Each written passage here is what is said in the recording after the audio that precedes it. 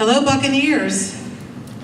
It is a pleasure being in the heart of West Virginia in a high school which makes me long for my high school teaching days. Leave it to a West Virginia teacher to make an event like this happen. This is all about you guys. I know firsthand how articulate you are because I was an advisor in many clubs, and I also know that this is very important to you. I am Debbie Scheinberg, and I am here with my husband representing our son, Aaron Scheinberg, who's running for Congress in this district. If this is your first vote or your 50th vote, this is a consequential election. We need leaders of character who will build us up and take us forward, not tear people down or continue the divisiveness that permeates politics. Aaron Scheinberg is a West Point graduate, Columbia School of Business, and Harvard Kennedy grad. An Iraq War veteran, and just as he did in Iraq, bringing warring factions together, he will work together with others in Congress. He is a public servant who actually built things like bridges and schools and water treatment plants and coalitions out of warring parties. Aaron's message is, for far too long, politicians have left West Virginia and West Virginians behind. I learned in the military that we don't leave people behind. I will work in Congress to repair and upgrade the Affordable Care Act and bring more folks into Medicare. And I want health care available, affordable, and portable. I will protect Social Security, Medicare, and keep the Veterans Administration hospitals public so that veterans like myself can get the care we need. I will improve the lives of working men and women of West Virginia by bringing essential technology here that is needed for the new mobile economy while preserving our air and natural resources for my daughter and future generations.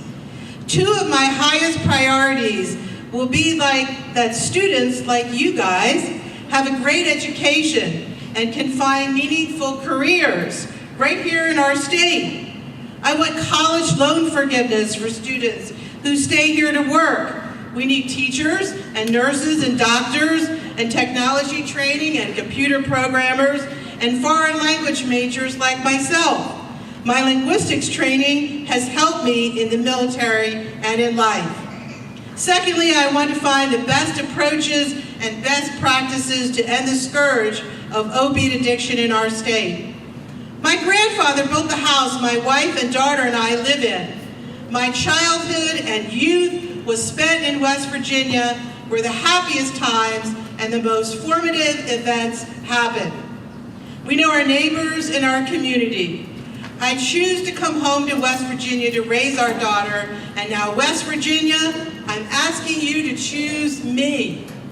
I have run a positive campaign. I am not accepting corporate donations, and I am not beholden to any political party machines. I have been endorsed by national veterans organizations, and last night, Tom Daschle, former Democratic Speaker of the House, endorsed my campaign saying that I was the best candidate not only for West Virginia, but for our country. I am asking for your vote on May 8th. I am Aaron Scheinberg. I will bring service back to public service and partnerships instead of partisanship. I believe that I am the only congressional candidate in the 2nd District who can beat Alex Mooney and who can bring the blue wave to West Virginia in the 2nd District. Thank you.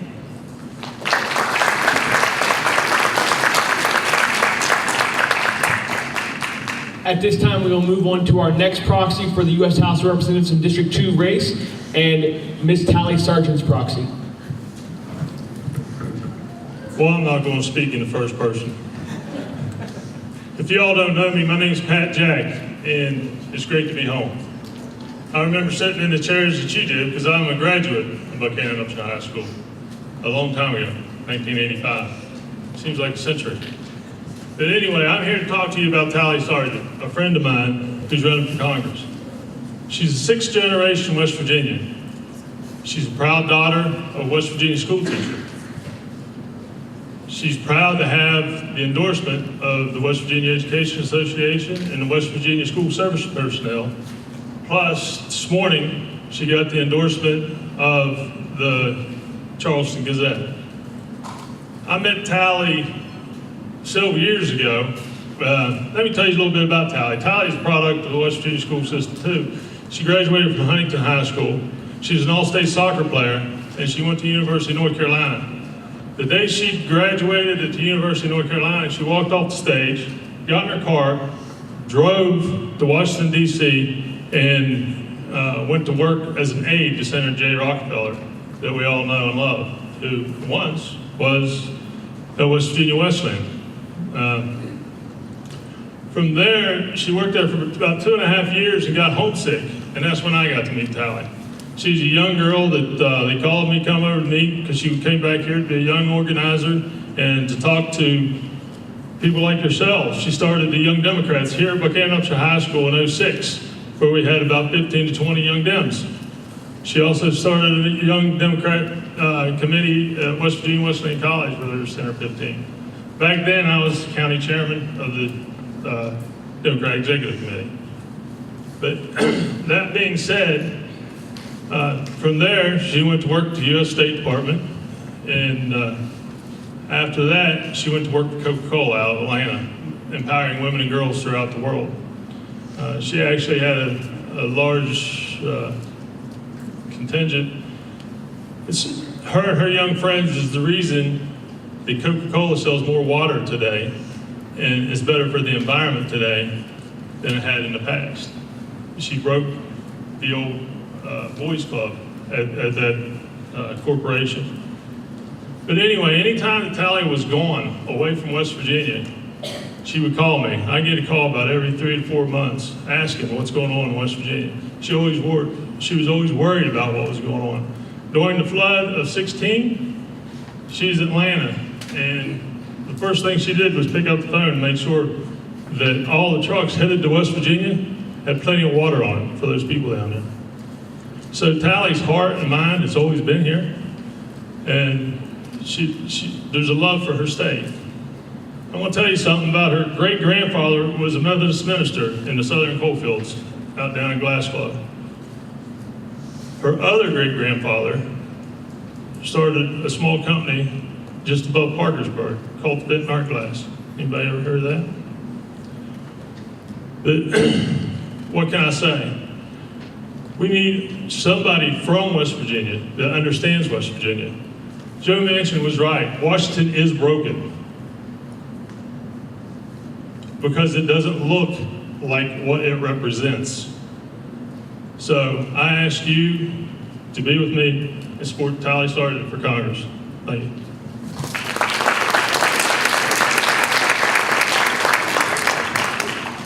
We are eternally appreciative of all the proxies that came out for both the Senate and the House races. We did receive one other proxy message, and we're going to move to that one right now before we get to our candidates, and that is from Ms. Barbara Daniels, who is running for the House of Delegates in the 44th District.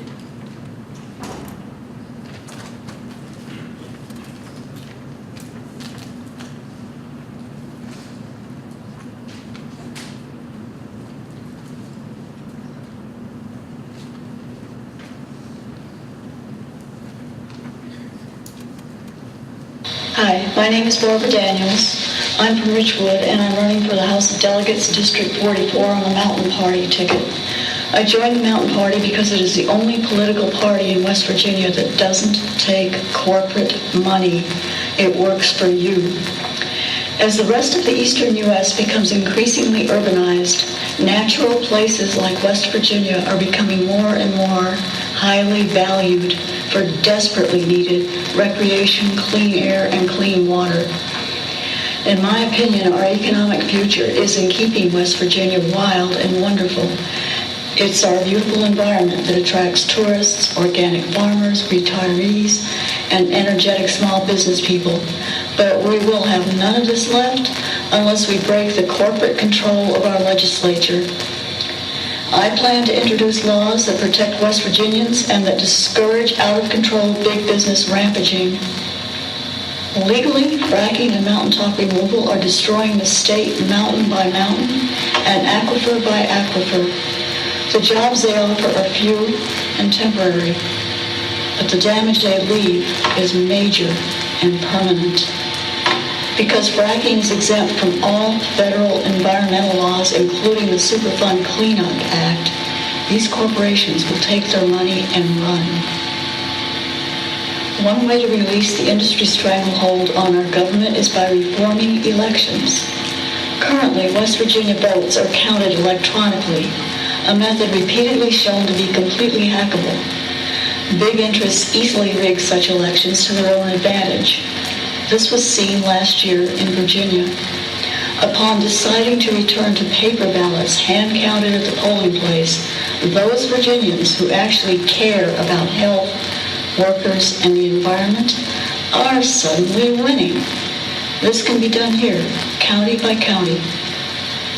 My emphasis will be on these two issues. However, as a member of the Mountain Party, I also support unions, better education, civil rights, and freedom from government dictation in our private lives. Many corporate-sponsored lies are being bandied about. Among them is that there isn't enough money to do anything. Meanwhile, however, big companies are freely draining West Virginia of vast amounts of resources, including lumber, fuel, and electricity.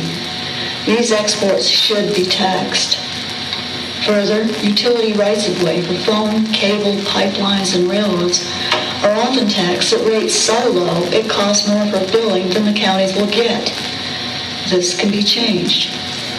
Counties can relieve the state of the burden of assessment by assessing these properties themselves at a realistic rate in return for the revenue. A Mountain Party member is currently working on this issue. Decriminalized marijuana is another potential source of income.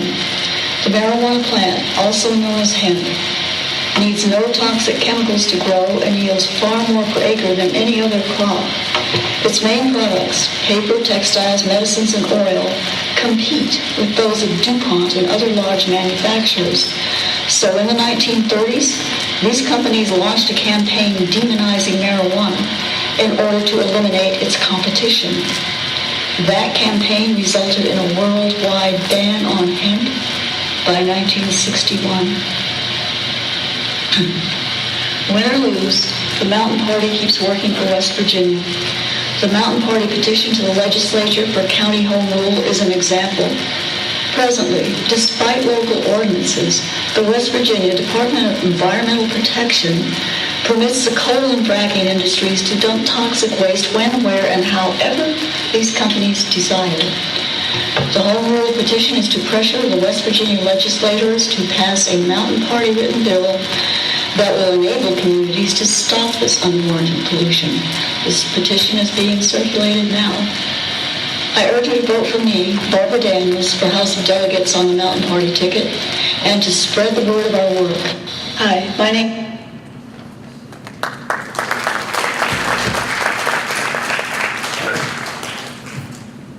All right, that is all of our proxy candidates, and I'm, again, greatly appreciative of all those people to come here.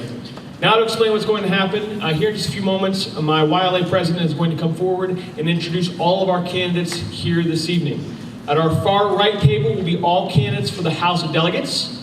At our dead center table will be all candidates for the West Virginia Senate, and when Mr. Willis gets here, he will be sitting here at our Senate table. At that point in time, once all candidates are seated, each candidate will be given a 90-second introduction. They will get a chance to have their first communication with you. After that point in time, we will open up to community questions. Just for your reference and for the candidate's reference, when we set the time on a question or on a statement, we will start the clock with 15 seconds. So if it's a 90-second introduction at minute 15, one of my YLA officers will hold up this yellow piece of paper. That is a message to the candidates. You've got 15 seconds. Wrap up your thoughts. At that point in time, 15 seconds later, whenever time is up, you will hear this, which is your sign to politely and quietly finish your statement and wrap it up. As you saw last week, my YLA president does a great job of halting the discussion afterwards, and I have to give her credit for that. Without further ado, my YLA president, Ms. Desiree Lindo.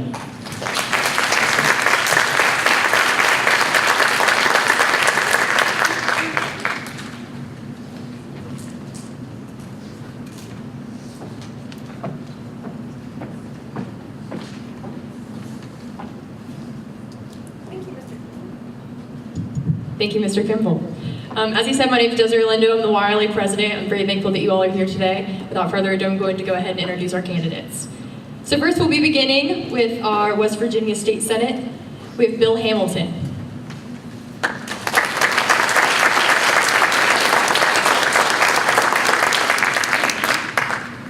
Next, we have Robert Carnes.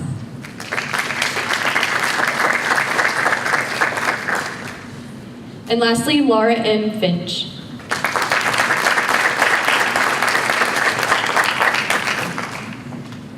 Next, I'll be introducing you to our West Virginia House of Delegates District 44 candidates. We have Caleb Hanna.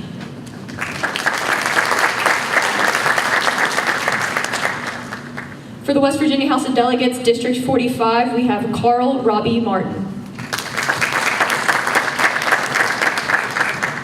Robert Bob Kincaid, and Matthew Kerner.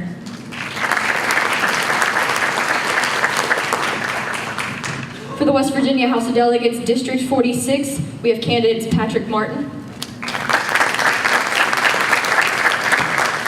and Robert L. Bob Stoltz. Once again, thank you all for being here today.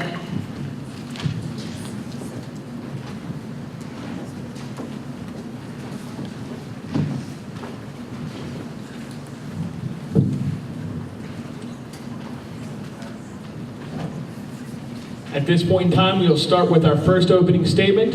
This is a 90-second opening statement, and Mr. Bill Hamilton, you will give that opening statement.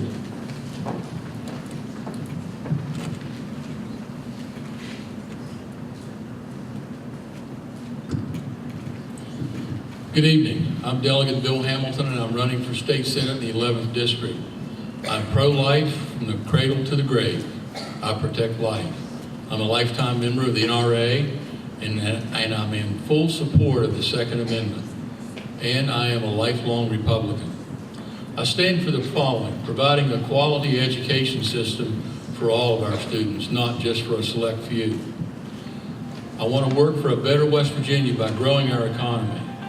And that means fixing and improving our infrastructure, as we've done with the West Virginia Road Bond.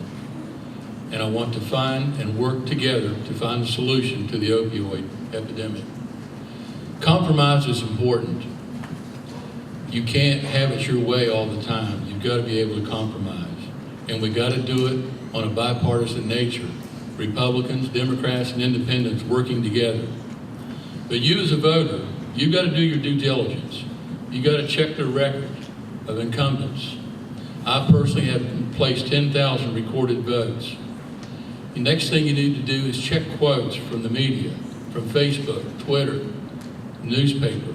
Check to see how your candidate is reacting and interacting with the constituents. And next, you need to check the Secretary of State campaign finance reports. We need a senator who is with the people, not against the Thank you, people. Mr. Hamilton. I ask for your vote so I can represent you. Next, we will be hearing from Mr. Robert Carnes.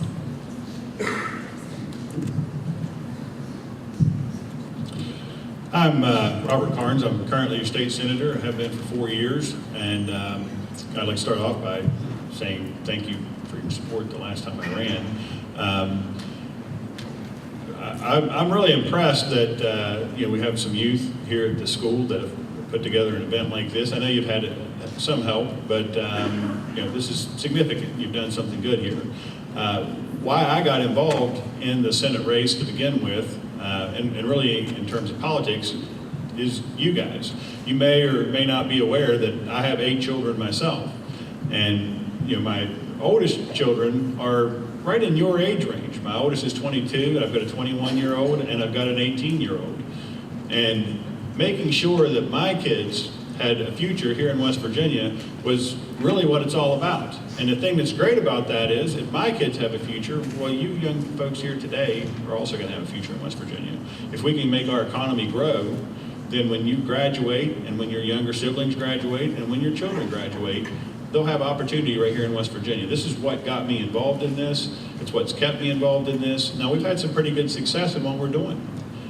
Over the last 4 years, we've made a lot of changes in West Virginia. And what we're seeing is real growth in West Virginia's economy. We've added 6,000 net new jobs in the last year alone, which is a really big deal for West Virginia. Our economy's growing fast. We're doing good things for West Virginia. I'm very proud to be a part of what we've done. Thank you, Mr. And Carnes. I intend to Next, we'll be continue working on hearing that. from Laura M. Finch. Thank you folks so much for having me here tonight. My name is Laura Finch. I'm running for state senate as a Democrat, first in the primary on May 8th and then hopefully in the November general election. I'm a lawyer in Marlinton, and you may know that this Senate district is 7 counties. So that's Pocahontas County, and then also included in the district are Nicholas, Webster, Pendleton, Randolph, Upshur, and half of Grant County, as well as Pocahontas. So it's a big district to drive around, and it's been really enjoyable to get to know folks in different parts of the district. I'm really happy to be here tonight. What I've been telling a lot of folks is that I've decided to run for state senate because I want to improve opportunities for young people to build their lives here. And that's because I was born in West Virginia, but I wasn't raised here. My family had jobs in Newport News, Virginia, and that's where I went to a high school, much like the one we're here in today. I think that you folks, you kids, excluding the adults in the room for a moment, you are coming of age in a very exciting time with a lot of opportunity to network for the improvement of not only your own lives, but the improvement of everyone's lives. And that's why I'm running for state senate as a Democrat, to help make that change happen. So I hope that you all will be the change, and I hope that you'll join me in helping to transform the government into an organization that works for the people. Thank you, Mrs. Finch. Next, we will move on to our West Virginia House of Delegates for District 44. We'll be hearing from Caleb Hanna.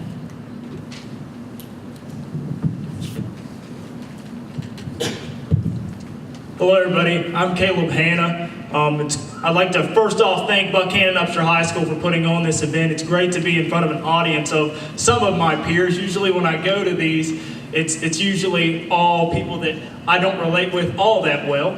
But like I said, my name's Caleb Hanna. I'm from Richwood, that's right down in Nicholas County. I'm running in District 44. I go to Richwood High School right now, and I'm 18 years old. A lot of people don't take me seriously or my campaign seriously when I tell them I'm 18 years old. But I want to let you know that I really am ready to get to work for West Virginia. I've been raised in church my entire life, and I fully believe that unless we get God back in this state, we'll never get this state back on track. I was built on the beliefs that success is built upon hard work, dedication, and commitment. And I fully plan to give that to this state. I'm pro-life, also pro-Second Amendment. 2 weeks ago, I was endorsed by West Virginians for Life, and I'm very thankful for that. If you send me to Charleston, I'll be an effective and passionate leader for limited government, the Constitution, and economic growth. I'd like to thank you guys for having me here. Ask me any questions you want to. I'll be more than happy to answer. Thank you. Thank you, Mr. Hanna. Next, we'll be moving to our West Virginia House of Delegates, District 45 candidates. We will be beginning with Carl Robbie Martin. Hi everyone, my name is Carl Robbie Martin. I'm running for House of Delegates in the 45th District, which is all of which is within Upshur County. I was born and raised in Upshur County. My mom and dad were also. My mom's Roberta Lynch, and my dad's C.J. Martin. I was a graduate of Buckhannon Upshur High School and West Virginia Wesleyan College, where I received my bachelor's degree in management. I currently employ 40 people at the 88 Restaurant and Lounge in Bicentennial Inn. I'm pro-life. I was endorsed by West Virginians for Life. I'm pro-gun. I received the highest rating possible from the NRA.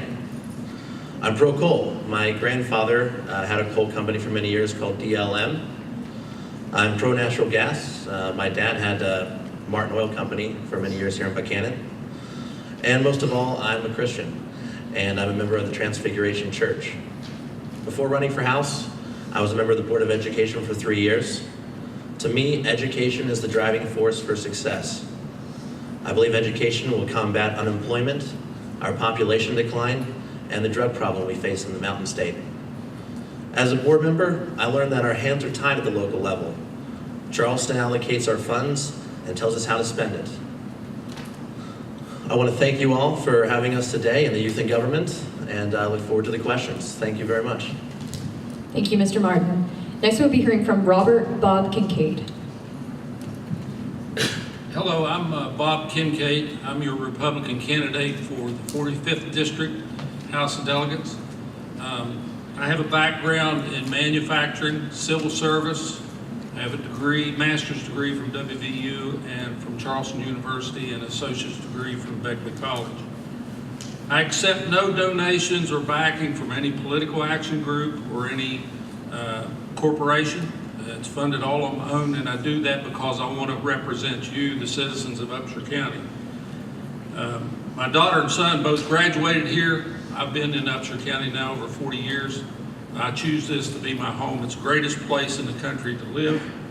The reason I'm running is 45 years ago, I left West Virginia to get a job. I had a choice to go into coal mines or when I graduated from high school, or I could go out of state and work. You are faced with those same opportunities. There's not many places that you can go to work as a high school graduate or a college graduate. We need to reverse that trend. We continue to be a migrant state, sending our young and brightest off to other states to go to work. Now that's been going on for 2 or 3 generations. We've got to stop that. And with good, conservative, hard work and values, we can do that if you send the right people to Charleston to represent you, the citizens of Upshur County. We just need to sell ourselves, get the fat out of some. Thank you, Mr. Kincaid. Thank you. Next, we'll be hearing from Matthew Kerner.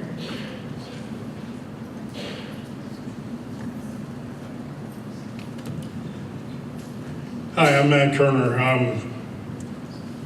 The primary reason that I'm running for the House of Delegates is that it's obvious the 2 most important challenges that West Virginia faces right now are poverty and substance abuse. I have personal and professional experience in exiting both of those things.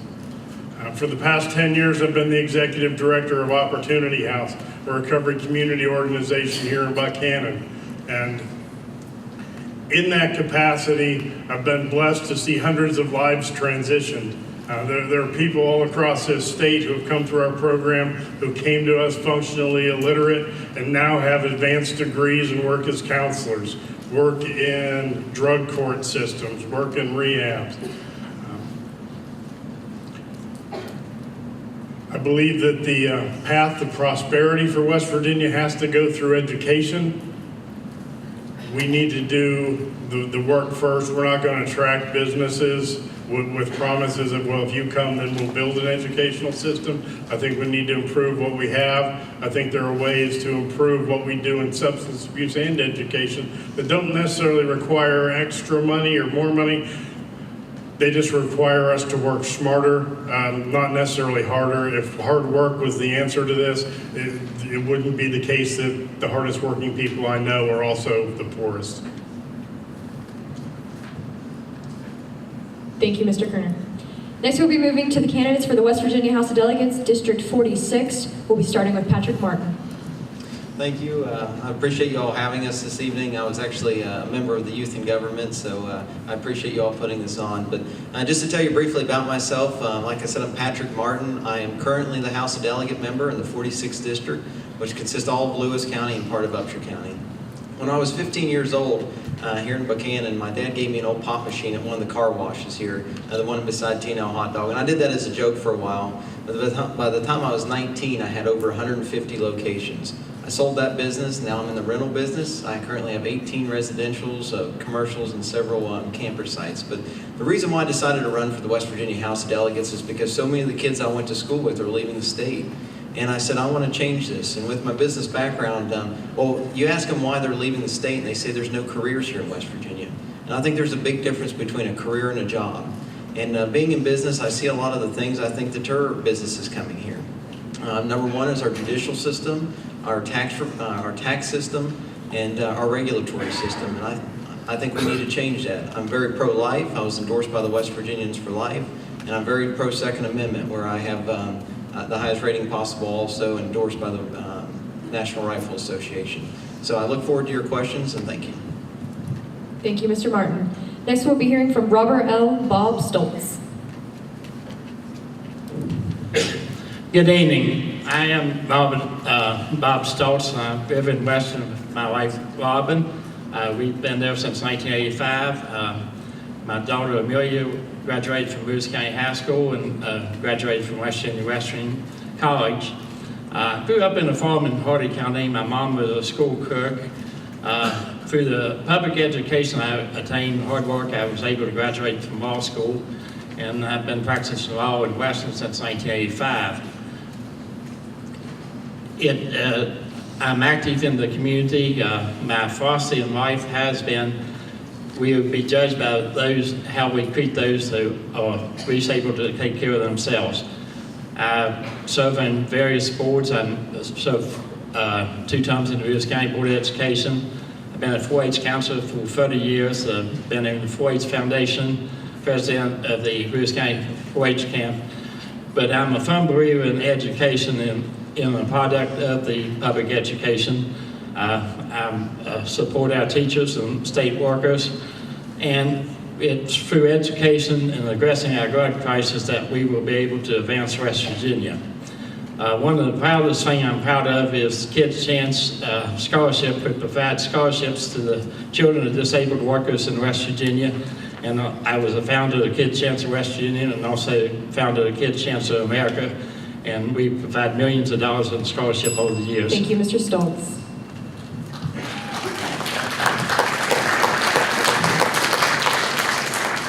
So you've each had an opportunity to get to be introduced by the candidates. At this point in time, the floor is now yours. We invite the community members, we invite students to come to either one of the mics here up in front of the stage.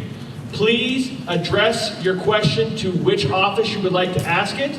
And again, please remember our rule. Any question that wants to be asked needs to be asked in a manner in which the office, all candidates, can address it. Thank you. My question is for everyone. Is that okay? Okay.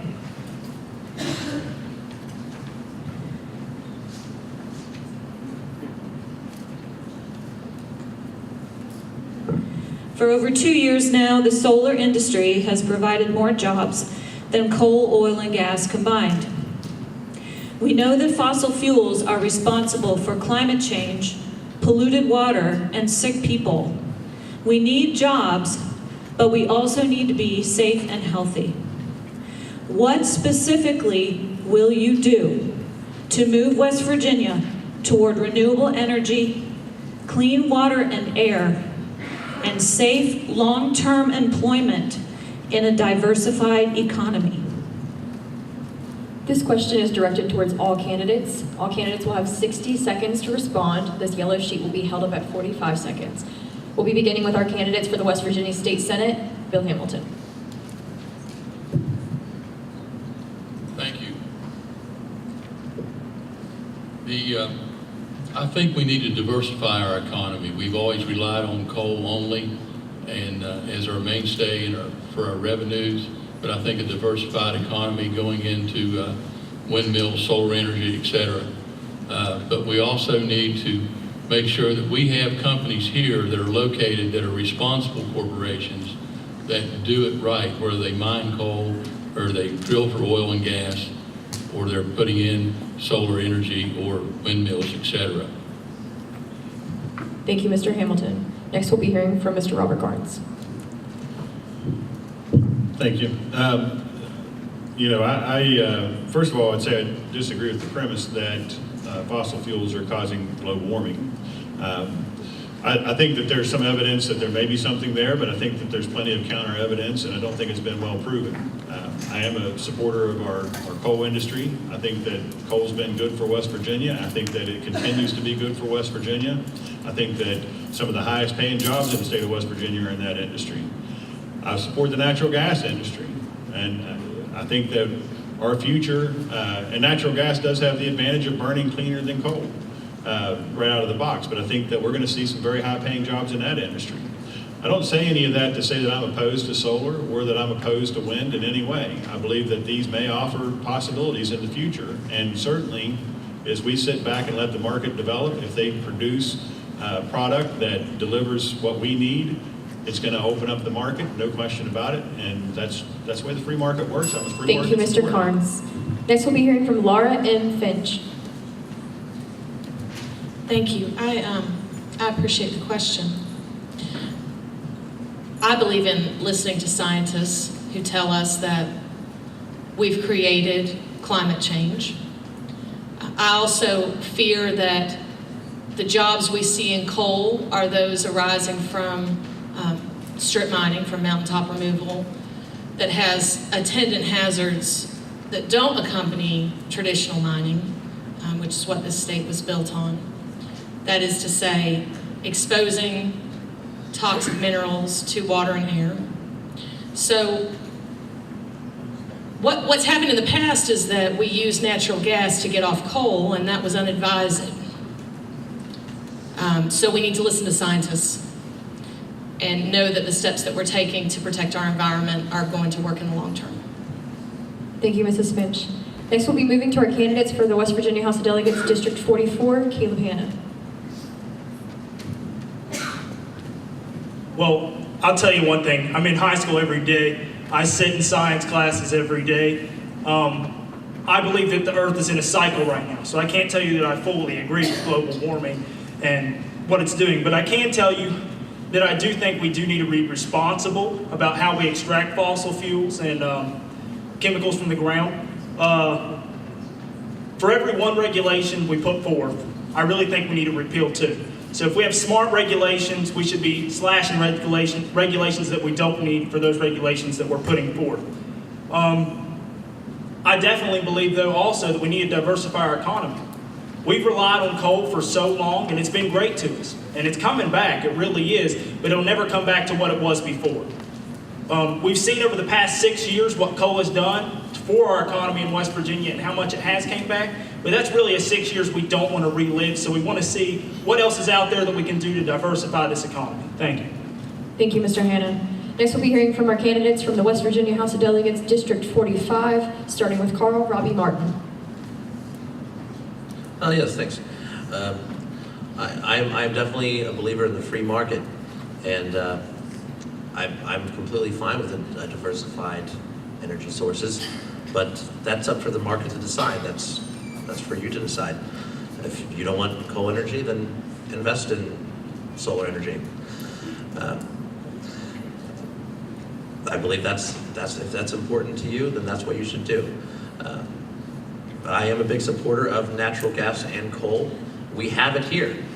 That's what we can do to get jobs, and that's how we can bring money into the state. That's what we have here, and that's what we need to capitalize on. Thank you, Mr. Martin. Next, we'll be hearing from Robert Bob Kincaid. Yes, we have state, federal, local, private organizations that monitor our environment, and we need to hold those folks accountable for doing their job. You'll find that a lot of the pollution that the young lady was talking about occurs in areas where people overlook it or ignore it, and then it's too late. You know, your representative has a responsibility to protect and support your initiatives in your region, in this case, Upshur County. We need to make sure that your best interests are utmost. And if it comes down to a fight with a corporation, we need to do that as a representative, make sure they're held accountable for anything they do with the environment. Now, diversity is important. We're not going to get rid of coal and gas and things like that. We have to diversify, but my main focus is to support the people of Upshur County so that we can do it in a good, environmentally safe way. Thank you, Mr. Kincaid. Next, we'll be hearing from Matthew Kerner. Throughout human history, areas rich in natural resources have always ended up with poor people. Generally what happens is extractive industries come in with capital. They pay some people high wages to extract whatever the resource is, and then when it's gone, it's gone. And we've seen that in the last century and a half in West Virginia. The coal industry, for every trainload of coal that has left this state has left West Virginia poorer. And we've been left with really no generated wealth. All that wealth left the state. I believe that we need to, look at what's next. Obviously coal is becoming more scarce, harder to extract, more expensive to produce. And whether or not you believe in climate change, it's true, it's true. All you have to do is go look at some of our streams and see what color they are and recognize that we have an environmental problem, even if it's not CO2. Thank you, Mr. Kerner. Next, we'll be hearing from our candidates for the West Virginia House of Delegates, District 46, beginning with Mr. Patrick Martin. Thank you, and thank you for your question. I just want to be clear that I support coal and natural gas wholeheartedly. I think that it's a big economic driver to our communities, for all of our jobs, and I understand diversifying, but I don't think that the government should be giving subsidies to wind and solar energy. I just don't, I think that if we have a free market and we allow that market to work itself out, that we can start using that when it becomes economically feasible, but we just haven't came to that part yet. And one thing that Mr. Hanna here said was talking about the regulations that we have. I talk to several different mine safety folks, and they tell me that we have too many regulations. And so I really believe on every new regulation we need to eliminate two. So thank you. Thank you, Mr. Martin. Next, we'll be hearing from Robert L. Bob Stoltz. Thank you. I do believe in coal and oil, but we do need to diversify. We need to hold those industries accountable for their actions so that we do have a safe and clean environment. Growing up in a farm, I know the beauty of fishing, hunting, and enjoying the natural resources. I come from Hardy County where there was no coal, so when I moved to Central West Virginia, actually I worked at the Department of Reclamation before I went to law school, so it can be done in a responsible manner, but the laws need to be enforced to contain the pollution. And but we do need to diversify our economy so that we don't have the cycles of up and down economy with just the cold. Thank you, Mr. Stoltz. This time, the BYLA would like to welcome Mr. Tom Willis, U.S. Senate candidate. Mr. Willis, you are given 90 seconds to introduce yourself and explain why you are running for U.S. Senate. Thank you very much. My apologies for being late. I had a friend that I needed to go visit in the hospital today, so thank you for letting me speak. I appreciate it. My name is Tom Willis. I'm running for U.S. Senate on the Republican primary ticket. Quick background on me in 90 seconds. So I was born in a small town called Martinsville, Virginia, where my dad worked for the local DuPont plant. Rose from humble beginnings there and became an Eagle Scout, attended the University of Virginia, graduated Georgetown Law School with honors, worked as an international tax attorney for the world's largest law firm in Washington, D.C. Came to West Virginia in 2000 to pursue a childhood dream of mine, which was to become a Special Forces Green Beret. I achieved that dream thanks to God's grace in the West Virginia National Guard, and I'm still in the West Virginia National Guard, still wearing the Green Beret. I have been stationed in Martinsburg since 2013 with my wife Sarah and our 3 kids, where we have our family and raise our kids. We raise them with West Virginia values, which means we teach them the golden rule and we teach them faith in God. I'm also a West Virginia business owner. I own an iconic historic hotel called the Glen Ferris Inn. I'm running because West Virginia needs leadership. We all know the problems we have. how much time does that mean I have? 15 seconds? We've got the opioid crisis. We have poor economic opportunities.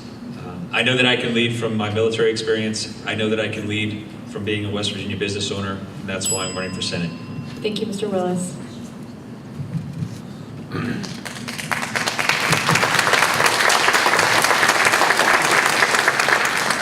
We will now reopen the floor for questions. At this point in time, anyone may come to the mics to ask a question. Please remember to state which office you are asking the question to. I guess this is for everybody on stage. We just heard about renewable energy. I'd just like to ask everybody here. In 2009, billions of dollars were provided for renewable energy by the Obama administration. I want to know three things. Did it work? Will it continue to work? And why does China now control 90% of the manufacturing of solar panels? So if we're going to go renewable energy, aren't we going to increase the trade deficit that we already have with China? All candidates, this is directed towards all candidates.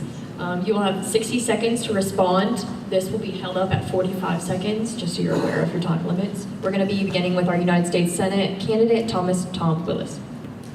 So anytime the government tries to pick winners and losers in the marketplace, it may work for a very short period of time with the expense of a lot of dollars, but in the long run, it never works. The free market is called the free market because it needs to be free. So to answer your question, no, it didn't work.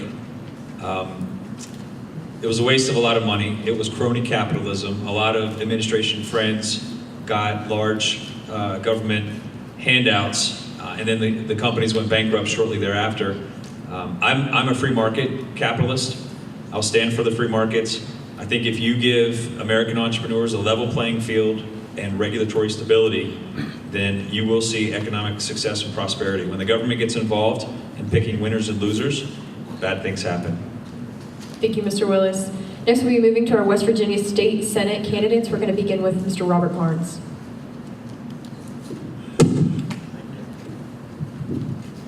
Thank you.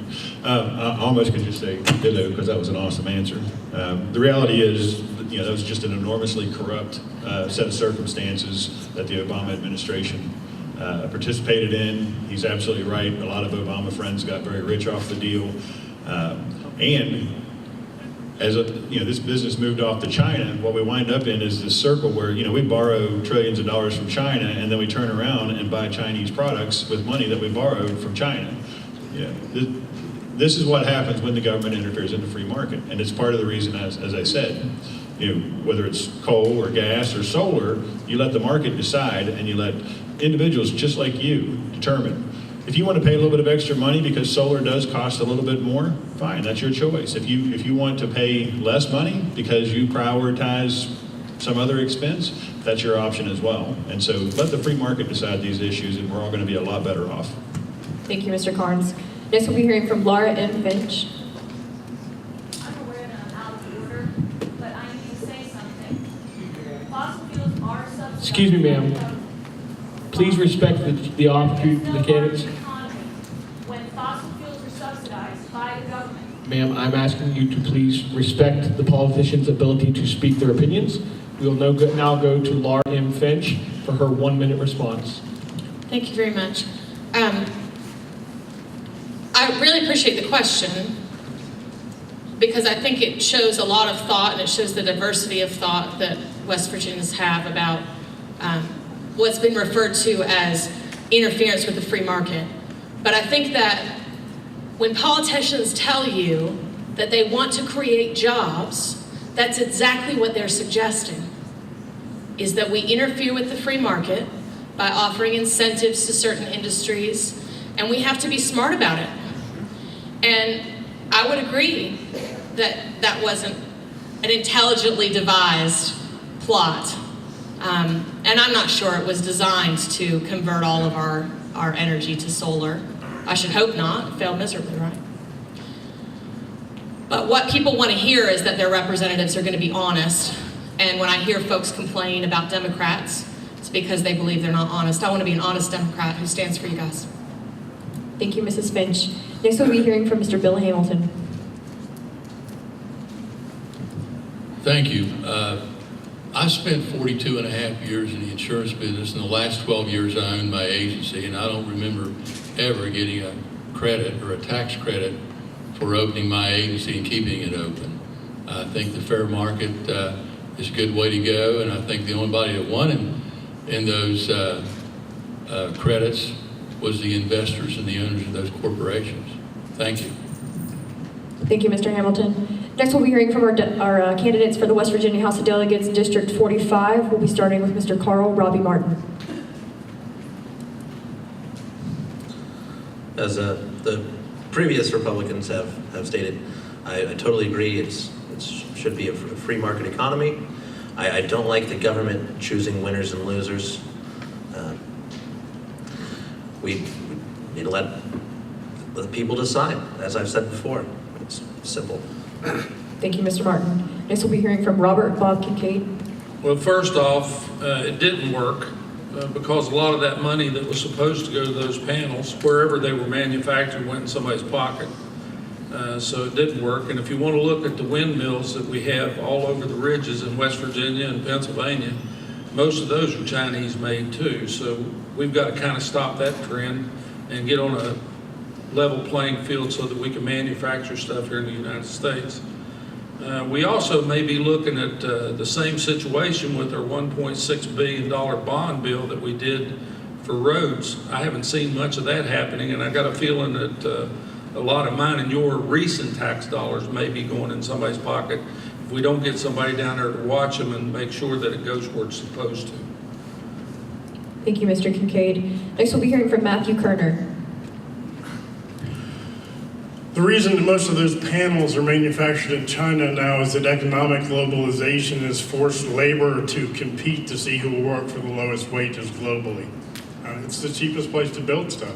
That's why manufacturing has been disrupted in the United States. We made crappy trade deals. And the way our economy has evolved, where we try to be decent human beings and hopefully create jobs where people have living wages, means that they don't work in slave conditions like they do in third world or undeveloped countries, lesser developed countries. So that impacts the manufacturing part of it. The subsidy part, it's not a question Republican, Democrat, Trump, Obama, Bush. It's a question of corporate-controlled government. We subsidize farms, we subsidize all kinds of industry. So to pick out one particular thing and say that that's the problem is just wrong. Next, we will be hearing from our candidates for the West Virginia House of Delegates, District 46. We'll be beginning with Patrick Martin. Thank you for your question.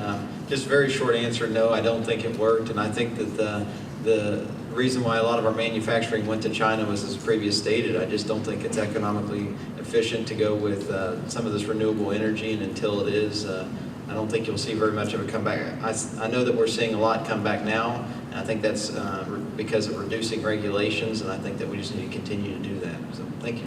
Thank you, Mr. Martin. Next, we'll be hearing from Robert L. Bob Stoltz.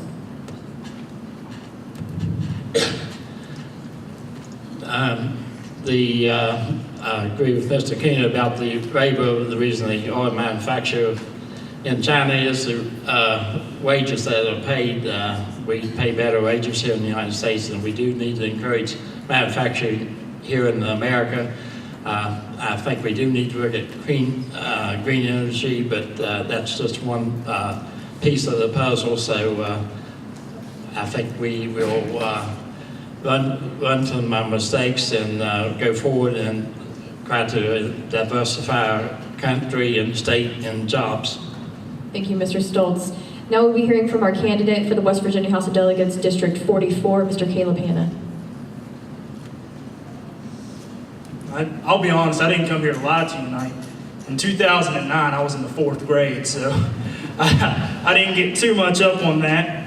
But from what I can tell you, from what Delegate Martin has explained to me in the past 7 minutes or how long it took to get over here to this point, I don't think it did work. But Going back to your comment on China, one thing we've seen come into West Virginia this year is $83.7 billion over the next 20 years in the shale and gas level and chemical manufacturing industry that's supposed to happen in West Virginia. Now that's going to the Secretary of State's office right now. Mac Warner's putting that out, and that's with Red China and Taiwan. So we'll have to see where that works. But I think relationships with China and bringing jobs back to here is going to go really well over the next, 20 years of when this deal is happening. Thank you. Thank you, Mr. Hanna. We'll now be taking more questions from the audience.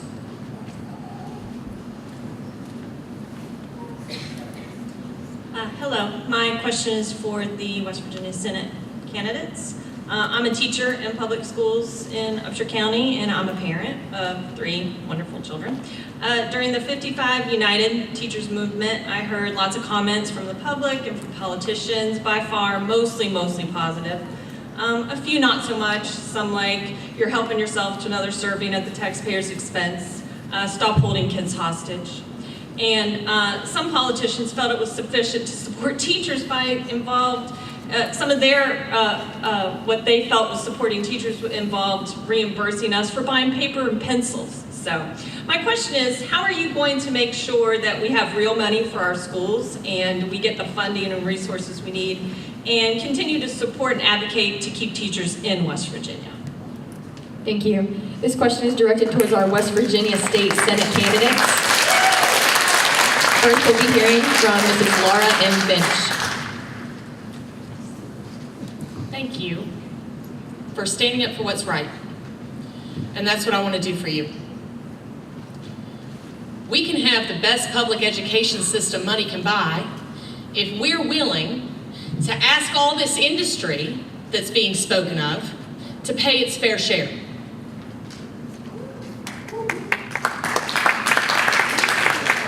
And it's not going to be about just increasing teacher pay. It's going to be about increasing teacher pay, but it's also going to be about what I believe is the greatest challenge facing education, which is poverty.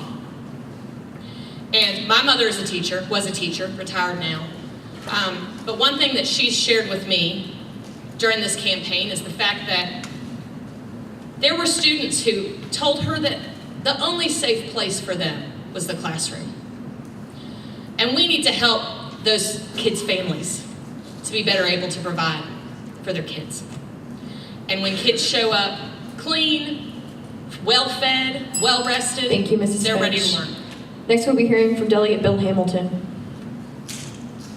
Thank you. Well, the first thing we need to do is quit telling teachers when they come to Charleston, you're an expense. Education is an investment. It's an investment for every one of us. And, we need to do a better job. I think 54% of our budget goes towards either higher ed or secondary ed, but we need to do better. And I'll have to tell you that your teacher salaries, which was 48, now you're 43rd.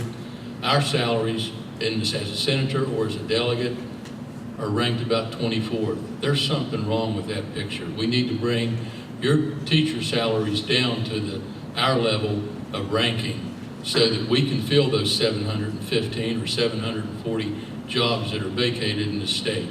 Thank you. Thank you, Mr. Hamilton. Next, we'll be hearing from Mr. Robert Barnes. Thank you. This is really a great question, and the reason why it's a great question is because what we have to ask ourselves is what we're doing in West Virginia working? And the answer is clearly no. When we look out here at our economy, we know that what we've done in the past does not work. And so then we ask ourselves, what have we done that's done so much damage? And what we've done is we've always gone for the tax increase. Oh, we've got a problem, let's just solve it. We'll raise some taxes over here, that'll solve the problem. And so now we're one of the highest tax states in the country, and business is fleeing West Virginia. Well, we've changed that a little bit over the last 4 years, but the way that we're gonna make sure that teachers get better pay, and I fully support teachers getting better pay, 100% support teachers and state employees getting better pay, but the way we do that is by growing our economy. Because we're either gonna chase this sinking, shrinking pie, as we've done in the past, or we're going to grow the pie, make the pie bigger. We're going to make sure that every kid in here has a job waiting for them when they get out of high school, and that makes them a taxpayer, and that increases our tax base, which means we have money to pay all of our public employees more money. And so that's the path I want to take. Thank you, Mr. Carnes. We will now be taking more questions from the community.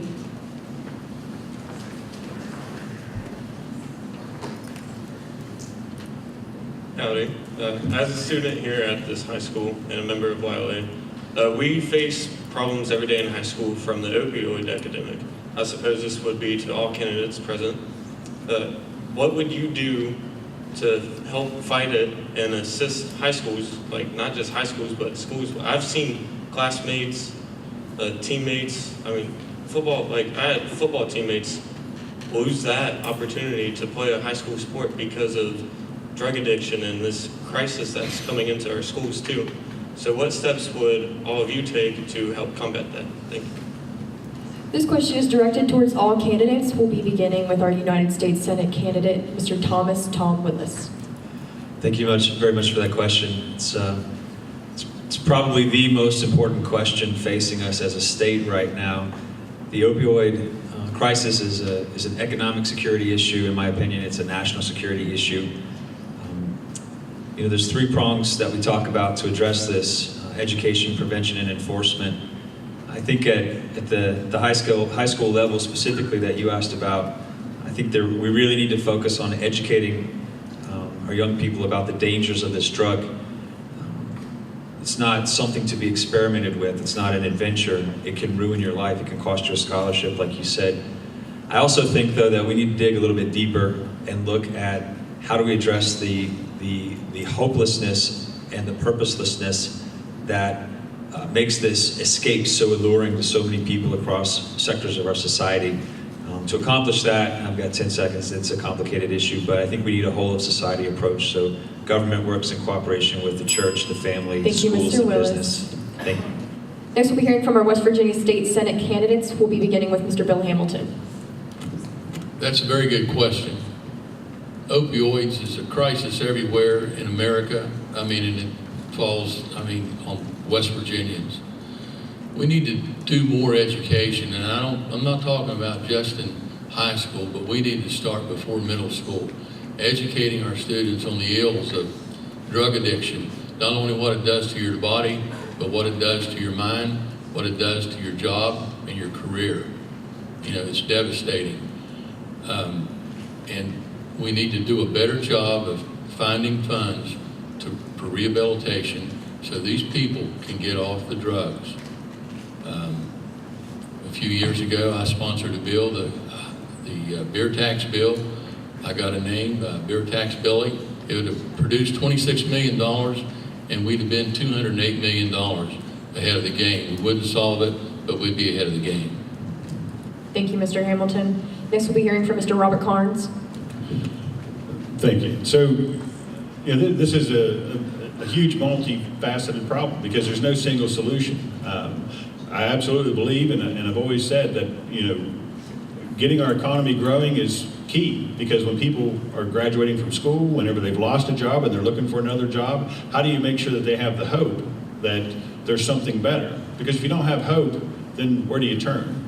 The word purpose was mentioned. I think that goes hand in hand. If you don't have a purpose for your life, then why not get involved in that? And then finally, so let's create some hope. Let's try to give some purpose in people's lives.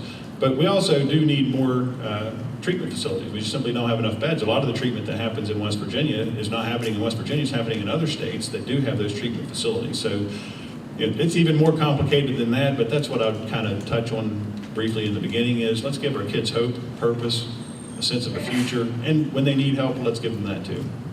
Thank you, Mr. Carnes. Now we'll be hearing from Laura M. Finch. I agree with what's been said, but the two people on this stage that are on the front lines of the substance abuse crisis are Mr. Kerner, who runs a treatment facility, a community-based treatment facility, and myself, because I'm a defense attorney. In part, I practice in other areas as well. I can find my clients' beds, and we can get Medicaid to pay for it now.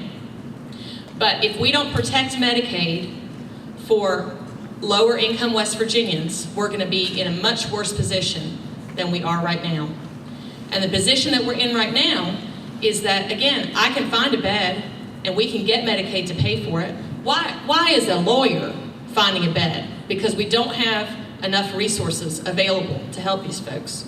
We don't have enough social workers to help these folks. And so it's investment in those areas that I think would help to make a change. Thank you, Mrs. Finch. Now I'll be hearing from our candidates from the West Virginia House of Delegates, District 46. We're going to begin with Robert L. Bob Stoltz.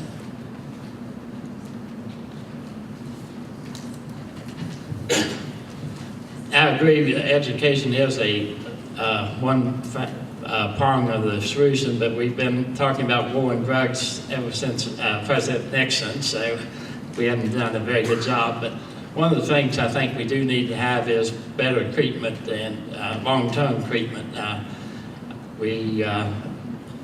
People need beds and they can't find them, so the social workers, but the treatment, we need to invest in the treatment programs to get people off drugs and prevent them from having reoccurrence problems. Thank you, Mr. Stoltz. Now I'll be hearing from Mr. Patrick Martin. Thank you, and thank you for your question.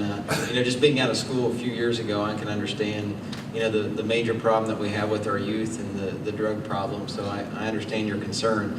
I don't think that anybody has the exact answer on how to fix it, but I do think that giving them a sense of hope and growing the economy is one step forward. I think education, educating the kids of the effects and the side effects of doing drugs. And also I think that, as Mr. Willis started to say, was that having government work with our churches. I think that that's been we haven't done a very good job at working with our churches, and working with them will help hopefully combat this problem. But I don't think there's any certain solution on what we can do. Thank you. Thank you, Mr. Martin. Now I'll be hearing from our candidate from the West Virginia House of Delegates, District 44, Mr. Caleb Hanna. Well, the drug epidemic is something we've tried to solve for a very, very long time with no definite solutions, and I think it's maybe because we're not looking in the right places. We haven't asked the right people. These gentlemen in the back of the room back there who's protecting us and serving us right now probably deal with these issues every single day, and who's better to know solutions than them? Why haven't we sat down and actually talked to them and see what they think? But I think prevention is key. That's the long-term solution. If you can't reduce the demand, you'll never be able to affect the supply. But like I said before, we need to start integrating more initiatives between state, local, and county police departments within the schools to try to stop these problems at a young age. And the drug epidemic is huge. It's something you're never going to be able to solve completely. But I think if we do put more focus on it and we give it more attention, we can at least make an impact. Thank you, Mr. Hanna. Now we'll be hearing from our candidates for the West Virginia House of Delegates, District 45. We're going to begin with Robert Bob Kincaid. Well, heroin and opioids is not a new problem, because in the 60s when I grew up, it was just as bad or maybe more worse than it is now. So we haven't done much about it in the last 45 years. But I will tell you, the first thing we need to do is educate our young folks and have a cultural change that it's not the solution when they get depressed or they get out of sorts, and it's not a solution when you don't have a job. So we've got to start young. We've got to change our culture and make sure that our kids know that it's bad for them. We need to educate them through the system. We also need to have good detection capabilities so that we can identify when a child is having a problem. And I agree, there was a comment about social workers. We need social workers in our schools to help do the detection and do the counseling so that we can get them in the treatment programs, which are the last part of the pipe. And of course, we need to fund all that as we go along. Thank you, Mr. Kincaid. Next we'll be hearing from Mr. Matthew Kerner. I could talk to for 3 hours about this subject, but just as it relates to here in the school, the old saying, an ounce of prevention is worth a pound of cure. I was the second chair of UCARE right after Dr. Rupp. That was an organization that was started because 4 girls that went to this school, girls that sat in this room, died in an alcohol-related car crash. And the shine of that wore off quickly. We had difficulty getting teachers to participate. We had difficulty getting access to kids so that we could present evidence-based programming to try to provide prevention. I mean, there's a whole continuum when it comes to addiction. It starts with prevention, intervention, treatment, and recovery. We need to build all of those. We need to build capacity in all of those. But as it relates to here in the schools, we need the programs exist. The people that want to present those programs exist. Thank you, we need Mr. access Kerner. to the kids. Now we'll be hearing from Mr. Carl Robbie Martin. As the base of my campaign, it's all about education. Education is the driving force of success, and we really need to educate our students from a young age on the effects of drugs, what they will do to you if you start taking drugs, and noticing other people and seeing the effects of them. As Mr. Kerner stated, he has seen it. He knows what he's doing. I definitely agree with Mr. Kerner on prevention of drugs. Thank you, Mr. Martin. Unfortunately, due to lack of time, we're only going to be taking one more question for our candidates before we move to our closing statements. Hi, my question is for the state Senate candidates. Do you believe the repeal of prevailing wage on public projects was the right thing to do, or should construction workers like my dad and brothers be guaranteed fair market pay when they're the ones who are working on them? This question was directed towards our West Virginia State Senate, my apologies, our West Virginia State Senate candidates. We're going to be beginning with Mr. Robert Carnes. Thank you. No, I voted to repeal the prevailing wage, and I don't support bringing back a prevailing wage. The reason's really pretty simple. The people that are paying for the prevailing wage are the people who are working down here at the Go-Mart making minimum wage. See, they pay taxes, same as everybody else does. The people that are paying for prevailing wage for someone who is building a public project like this is the construction contractor who's building a house for a private individual and who's making half as much or less as what the guy making prevailing wage. So you're taking the poorest people in West Virginia and you're taxing them so that a handful of people can make a much higher wage when they work on government projects. I have direct experience with this in having stuff built for me, a contractor who went off my project to go work on a prevailing wage project because he made a lot more money. So again, the free market is the way to handle this. If we want wages to be high, let's create a growing economy and our wages will automatically go up. That's the way it works. Thank you, Mr. Carnes. Next we'll be hearing from Mrs. Laura M. Finch.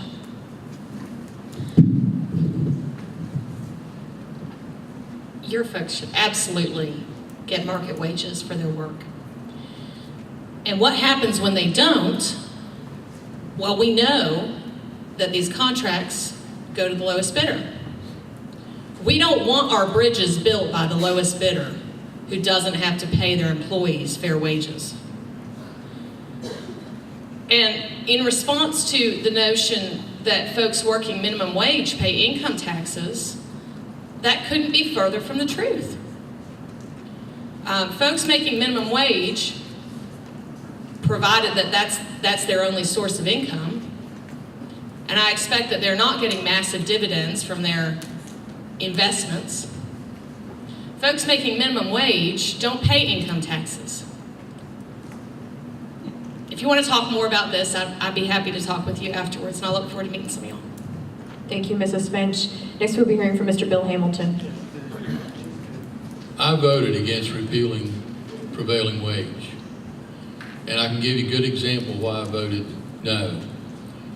When that debate was going on, I had a contractor come in and he made the statement, I'll build 5 schools for the price of 3 if you'll pass prevailing wage. There was a time that summer that we didn't have any prevailing wage because the Senate had refused to accept our bill. But they bid a school in Kanawha County, and forgive me, I don't remember the name of this elementary school. But that contractor that made that statement, he was the highest bidder on that project. The #1 bidder that got the project was a union contractor, and he still paid prevailing wage. I stand by my vote. Thank you, Mr. Hamilton. At this time, we're going to be moving to closing statements. We're going to go straight down the line of candidates. You will each have 1 minute. We're going to begin with the United States Senate candidates. I would like to invite the proxy for Mr. Don Blankenship.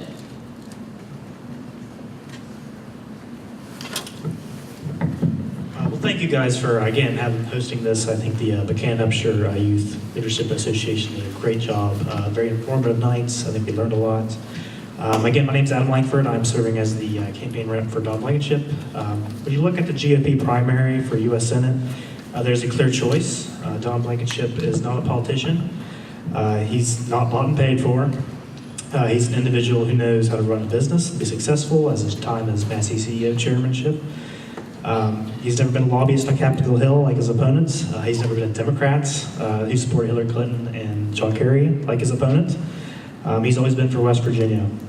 So the choice for West Virginians should be clear. So let's vote for Don Blankenship, and let's help him send him to Washington to help flush the swamp and grow West Virginia. So thank you. Thank you. Next, I would like to invite the proxy for Mr. Evan Jenkins to the mic.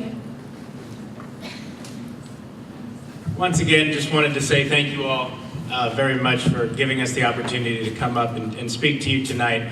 I do think it's great that you guys want to hear from your elected officials to kind of learn about some of the ideas you were doing.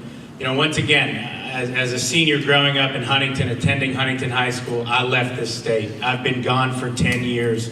The congressman recruited me back 4 years ago from Texas to come home to our hills in West Virginia, and I've worked for him now for 4 years. And right now, you know, we're trying to get him to the finish line. Evan is a solid person. He's genuine, he's sincere, he will look you in the eye, and he will talk to every person that he meets and try to, you know, solve problems. And really, it's what my idea of public service is, and it's what I had envisioned public service when I was a senior in high school. But, you know, there's a lot of struggle in our state, and there's a lot of people that, you know, we tried to help. And I think a vote for the congressman this upcoming election for primary would be great. Thank you. Next, we'll be hearing from our United States Senate candidate, Mr. Thomas Tom Willis. Thank you. First of all, I'd like to just really applaud all of you for coming out tonight. I've served overseas as a Green Beret in many countries where there's not the civic participation, and you guys take time out on a Wednesday night to come and listen to the candidates. And that's what makes our country great. So I just want to take a couple seconds to thank you guys and applaud you for coming. You know, this race is about choosing the best candidate for U.S. Senate. What can you expect from me as your next U.S. Senator? Well, as a real normal West Virginian, you can expect integrity and straight shooting. As a veteran, you can count on me to look out for our national defense and to protect our freedoms. And as a West Virginia business owner, you can count on me to look out for our economic success. Look, West Virginia has challenges. Nobody's going to debate that. But we can overcome those challenges if we work together. These problems do have solutions. The missing ingredient is two things: leadership and hard work. I'm raising my hand to offer leadership.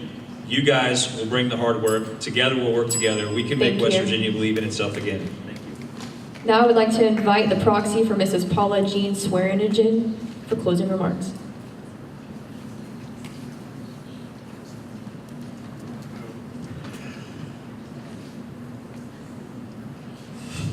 Ready?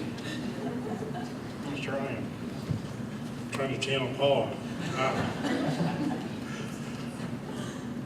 Paul Gene Swearingen's the only candidate in this race who has refused to accept corporate or corporate PAC money, whether that comes directly from those corporations or from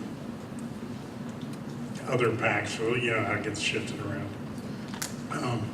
She has been a social justice and environmental justice warrior for years. While we know that what we're seeing in the northern part of the state is starting to, with gas and oil drilling, is starting to look like the coal industry did 150 years ago. We know that we need to get ahead of that, and that those industries can function in responsible and ethical manners, and we need to make sure that they do that. And I've been on fracking tours with Paula in Doddridge and Ritchie County and seen entire communities devastated where, you know, the water wells were contaminated, houses, you know, made unlivable because of that. And that needs to stop. It needs to be done right. And she's somebody who will work to make sure that that happens. Thank you. Now we'll be hearing closing statements from our United States House of Representatives candidates. We'll be hearing from the proxy for Mr. Aaron Scheinberg first.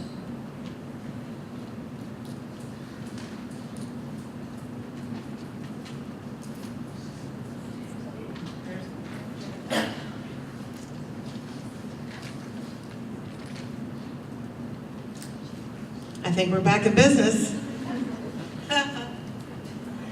Everyone here tonight has their own West Virginia story, how they came to want to serve West Virginia, whether you were born here, whether you came as a child, whether you came as an adult to serve, whether you left for school, whether you left for college, or whether you left to serve your country in the military as our son did. Everyone has their West Virginia story. I have a little photo album to show you of our family. 34 years ago, my father, a Korean War veteran, planted roots here in West Virginia, and just like you plant a tree, 34 years later, the roots are long and deep. And Aaron Scheinberg came back here after service to country to raise his family with West Virginia values, and he has never let his family down. He has never let his country down, and he will not let West Virginia down. Thank you. And if you would please choose him for Congress. Next, I would like to invite the proxy for Ms. Tally Sargent to speak. Thank you. And I appreciate all of you all for coming out tonight. This race is simple. Are we going to have West Virginia values in Washington, D.C.? Are we going to have West Virginians that look like West Virginians? Mr. Aaron Scheinberg's family did build a house in a golf resort in Hedgesville, West Virginia. That's true. And the point is we need somebody that looks like West Virginia and is West Virginia. We're sick and tired of out-of-state corporations coming here and robbing from us. We're sick and tired of out-of-state pharmaceuticals dumping pills in our state. And we're sick and tired of out-of-state opportunities come here to run just to get what they want in Washington, D.C. This is about you and me and the people of West Virginia to end the opioid epidemic, to make sure every West Virginia has access to health care. Now we'll be hearing closing statements from our West Virginia State Senate candidates. First, we'll be hearing from Mr. Bill Hamilton. Whether you're voting early or choose to vote May 8th, I'm asking for your vote so I may represent you in the state Senate. The next 13 days, you'll see negative advertising from many sources: radio, TV, newspaper, push polls and mailings by my opponent and on behalf of my opponent. If you would have a question about legislation, please call me at 472-1966. I'm running a positive campaign where I distribute the true facts as they pertain to my Senate campaign. As Sir Walter Raleigh once said, "A tangled web we weave when first we practice to deceive." One must remember that we are all God's children and should treat each other with dignity and respect. Let's send a message to the negative campaigning. We don't operate that way in Upshur County, and we won't operate that way in the senatorial district. We can and will do better for the people of West Virginia. I ask for your vote for Senate so I may be your voice in the legislature. Thank you. Thank you, Mr. Hamilton. Next, we'll be hearing closing remarks from Mr. Robert Carnes. Thank you. I pointed out earlier that we've added 6,000 jobs in just the last year alone. Those are net jobs. I think almost everyone in this room would agree that the thing that West Virginia struggled with is our economy and creating those jobs. What Republicans have done over the last 4 years is something new, something different, and something that's effective and is working for West Virginia. I've been a part of leading the Senate in Charleston, making these things happen. Everyone up here said, economy, jobs, let's go for economy and jobs. Well, we've been doing that. And what I would say, first off, and I'm asking for your vote, is what we're doing is working. This isn't the time to change for somebody who has opposed many of the things that we've tried to do. You stick with what's working, and this is working. I've been endorsed by almost every major business group, the NRA, West Virginians for Life, because what we're doing in Charleston is working, and I've been part of leading that effort. I ask again for your vote on May the 8th, or sooner if you do that. Thank you. Thank you, Mr. Carnes. Next, we're hearing closing statements from Mrs. Laura M. Finch. I think it's incredible to say that what we're doing is working. And I don't believe that it is. And it's not working for children, and it's not working for families, and it's not working for the least among us. who our government most needs to serve. And so, if you're voting in the Democratic primary, I hope that you'll vote for me. And in the meantime, I hope that you'll vote. And I really thank these young folks for having us here tonight. And I hope that if I am fortunate enough to make it through the primary, I hope that you'll have us back for a Senate debate. I think that'll be a great time. So my name is Laura Finch. I'm running for State Senate as a Democrat. And I'm looking forward to talking with y'all over the next 6 months about what policies are going to work best for West Virginia. Thank you. We will now be moving to closing statements from our candidate from the West Virginia House of Delegates, District 44, Mr. Caleb Hanna.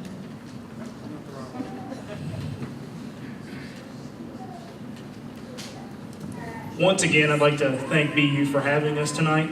And I just wanted to point out that everybody on this stage has different degrees and different backgrounds and places where they come from. And it's not those degrees and it's not those backgrounds that qualify you for this job. It's working your butt off that qualifies you for this job. I'm 18 years old and I'm running. And the reason I decided to run is because I was fed up with the lack of leadership that I got in my district.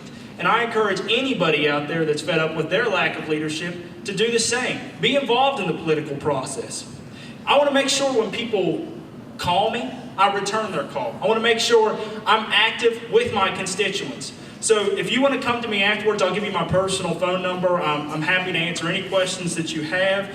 I have plenty of these little pamphlets that I'm more than welcome to give you, bumper stickers, you know, the typical campaign stuff. So I'll give you any of that stuff. But thank you guys for having me tonight. It was a pleasure. Thank you, Mr. Hanna. We will now be hearing closing statements from our West Virginia House of Delegates District 45 candidates. We'll be beginning with Mr. Carl Robbie Martin. I'd like to thank you all for having us tonight. My name is Carl Robbie Martin, and I'm asking you for your vote and send me to Charleston. I'm a businessman. I employ 40 people here in Upshur County. I'm pro-life. I'm pro-gun, and I'm a Christian. And I am a big supporter of Donald Trump. I represented West Virginia at the National Convention and cast a vote for West Virginia for Donald Trump, who's now our great president. I'd like to thank you all, and I hope you have a wonderful evening. God bless you. Thank you, Mr. Martin. Next we'll be hearing from Mr. Robert Bob Kincaid. Yes, my name is Bob Kincaid, and I'm here to hopefully garner your support. But the main thing is I want to partner with you to make a change for our kids in the county and the state of West Virginia. We need to keep sight. I came from a dirt poor background, and I want to tell you young folks out there in the audience, you can make it. It just takes hard work, faith, and dedication to do it. We didn't have running water in my house until I was 18 years old. I went on to become an officer in the United States Army and the Army National Guard. I ran a manufacturing plant successfully. I've been a civil servant, and yes, background and experience does matter, because I'll go toe-to-toe with anybody that tries to take your liberties and rights away from you. Be very careful of people that say that they will give you everything. Use the Constitution of the United States and the Bible as your reference, and you'll never go wrong. I hope to get your vote on May 8th. Thank you, Mr. Kincaid. Next will be for Mr. Matthew Kerner. It's been an interesting couple of days building up to this, knowing that I was coming to a school. I started to think about what we see happening in our political system. Remembering a friend whose brother, a few years ago, I think he was 14, 15 years old at the time, killed himself in Barber County because he was getting bullied. Think about that. A 14-year-old kid was so helpless, so beat up, so disenfranchised that he took his own life. And we have political leaders today that don't do anything but run negative ads. They talk about what other people do. And I'm telling you, if I start to talk about what my opponents are doing more than I tell you what I'm going to do, don't vote for me. If I need to tell you about where I go to church because you can't see it in how I live my life and how I do my work, don't vote for me. Vote for people that are decent human beings. The political system's crap. Democratic Party, Republican Party, they both suck. They're both interfering in each other's. Thank you, Mr. Now we'll be hearing closing statements from our West Virginia House of Delegates District 46 candidates. We will be beginning with Mr. Patrick Martin. Thank you, and I just want to thank you all for having me. As I said, I was a youth and government member when I was in high school, and I wasn't actually able to go my senior year, but I went my junior year, and I just want to let you all know that one day you guys will probably be sitting up here, and I appreciate all the hospitality that you all have given us. But over the last 2 years, I think I've done exactly what I've said. You might not like what exactly I have to say, but over the last 2 years, I've done what I told you I was going to do. I voted pro-life. I voted for the Second Amendment, and I defended our energy jobs from the liberals in D.C., and not only D.C., but also in Charleston. I'll continue to do that. I'm a Christian conservative. I'm a member at the Way of Holiness Church, and I believe that that your beliefs should be instilled in you into government. So I just want to thank you all again. I hope to have your all's vote on May 8th. Thank you, Mr. Martin. Next we'll be hearing from Mr. Robert L. Bob Stoltz. I want to thank you for having us here tonight. It's great to see so many young people here in the audience participating. I'm running because I feel I can contribute and make a difference in the lives of working men and women in West Virginia and stop the attack in their educational process in public schools. We need to work together, respect each other's ideas, and by working together, we can come up with great solutions. But attacking each other, not showing respect for each other, we will not gain anything. So I'm here to represent the working men and women of West Virginia. Thank you, Mr. Stoltz. Before I hand the mic over to Mr. Kimball, I would just like to thank all of you on behalf of the students for showing up here today and meeting with us. It means a lot.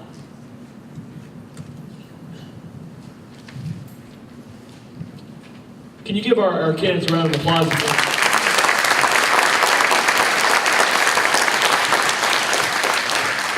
The fact is, they have done their job. They came tonight to meet with you and to give you some informed opinions.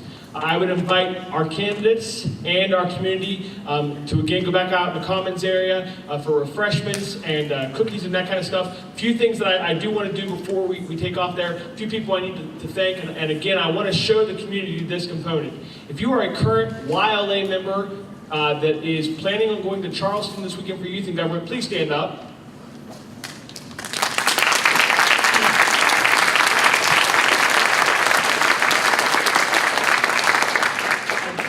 To address you guys earlier about this, but we have 70 students here at BU this weekend that will be going to Charleston to represent BU in the 61st Youth and Government Conference. The fact that we have 70 students in Upshur County interested in civics and wanting to make a difference is a great, great thing. Also, I'd be remiss if I didn't thank a few other people. Again, my co-advisors in the YLA, Mr. Dwayne Stomicle, Ms. Elisa Compton, and Ms. Mindy Dotson. Without their help and support throughout this whole process, we couldn't give them. Please give them a round of applause.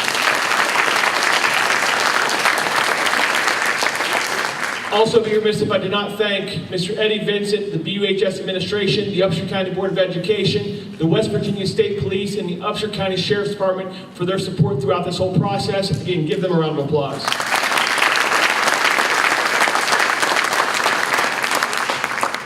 Mike Donato on sound, Danielle Rexroad with our technology tonight. Folks, thank you so much for coming out and supporting the candidates and supporting the kids of Upshur County. We will see you in the future.